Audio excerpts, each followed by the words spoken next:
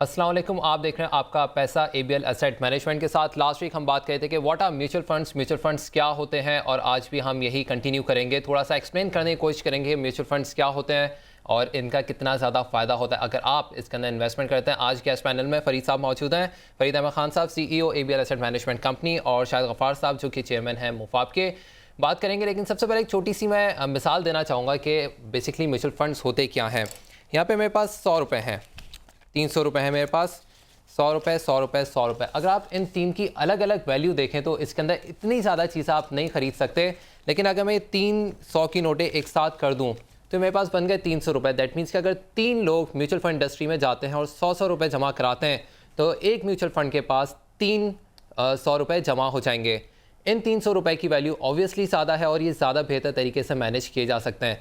फरीद साहब, एम आई राइट के 300 रुपये अगर आपके पास आ जाए, बजाय इसके कि 3 मुख्तलिफ लोग 100 रुपये इन्वेस्ट करें, उसकी जगह तीनों मिलकर आपके पास जमा कराएं और 300 रुपये इन्वेस्ट करें, ये ज़्यादा बेहतर है, ज़्यादा बेहतर तरीके से मैनेज हो सकती हैं चीज़ें। नहीं, आप सही कह रहे हैं कि एक तरह की ये पार्टनरशिप है जो कि एक ओपन पार्टनरशिप है जहां पार्टनर्स किसी वक्त भी पैसे डाल सकते हैं और जब उनका दिल चाहे वो पैसे वापस निकलवा भी सकते हैं। और जिस वक्त वो पैसे अपने निकलवाते हैं तो उसके साथ जो मुनाफा होता है वो साथ लेके चले जाते हैं। और जब छोटे छोटे बहुत सारे पार्टनर्स मिल जाते हैं और एक म्यूचुअल फंड के अंदर इन्वेस्टमेंट करते हैं तो उनकी collective investment power, bargaining power बहुत बढ़ जाती है और उनको वो इन्वेस्टमेंट के ज़राए मैसर आ जाते हैं जो कि शायद इनफरादी तौर पे उनको अवेलेबल नहीं होते।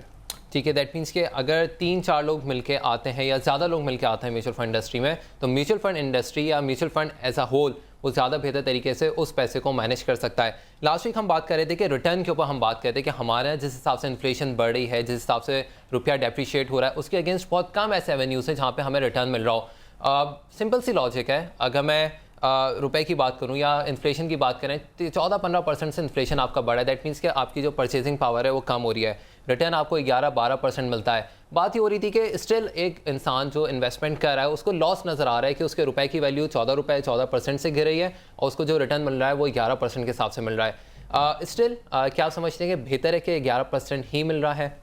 देखिए, इस वक्त जो हमारा इन्फ्लेशन का लेवल है वो एक एबनॉर्मल लेवल पर है। अगर आप इसको पिछले 3-4 साल में देखें तो हमारा average inflation rate perhaps around 9 to 10% रहा है एवरेज। ये पिछले 1-1.5 साल में हमने इन्फ्लेशन का लेवल बहुत बढ़ते हुए देखा है। तो अगर आप एक लंबे अरसे पे देखें तो जो म्यूचुअल फंड की इन्वेस्टमेंट है ये इन्फ्लेशन के रेट को बीट कर देती है। लेकिन ये ज़रूर हो सकता है कि कोई 6 महीने का या साल का पीरियड ऐसा हो जहाँ इन्फ्लेशन का लेवल इस रिटर्न से ऊपर हो जाए।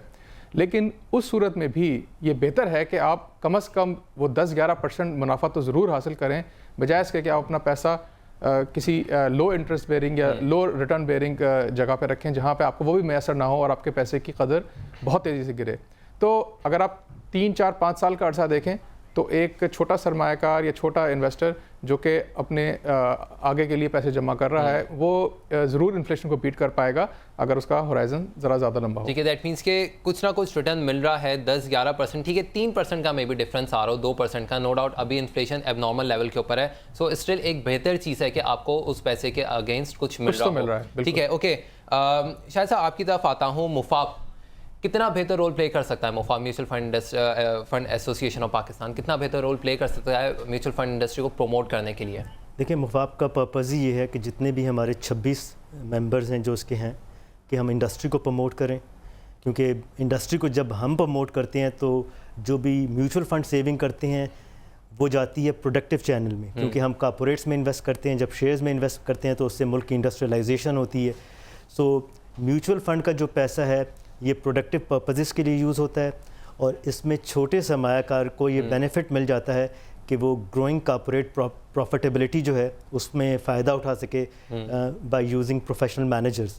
आप देखें, सेविंग तो गवर्नमेंट सिक्योरिटीज़ में भी होती है लेकिन वो पैसा कहाँ पे जाता है वो पता नहीं चलता।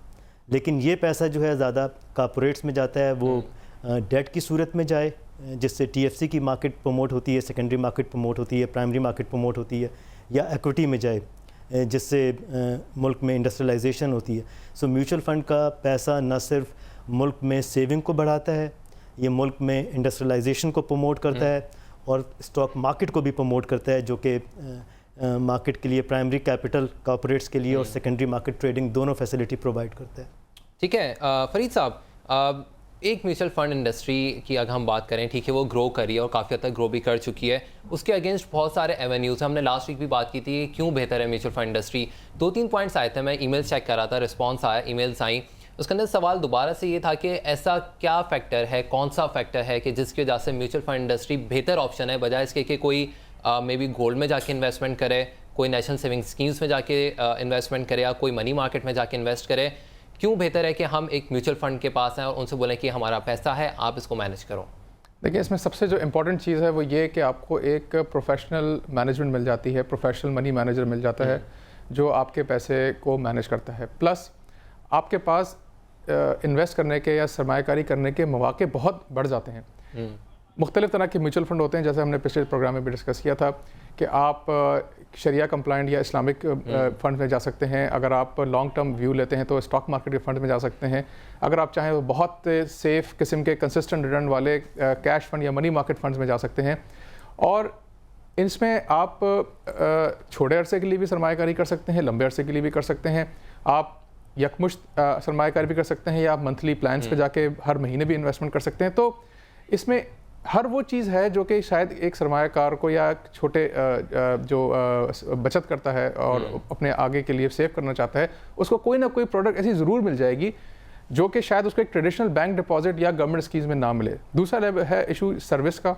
म्यूचुअल फंड्स की जो इन्वेस्टमेंट और रिडेम्पशन की सर्विस है वो हमारे हिसाब से शायद जो नेशनल सेविंग स्कीम है उनसे बेहतर है। प्लस ये कि आपके पास, जैसे कि शाहिद साहब ने फरमाया, 26 एसेट मैनेजमेंट कंपनीज है, तो आपकी बड़ी चॉइस है कि आप एक बेहतर एसेट मैनेजर चूज़ कर सकते हैं।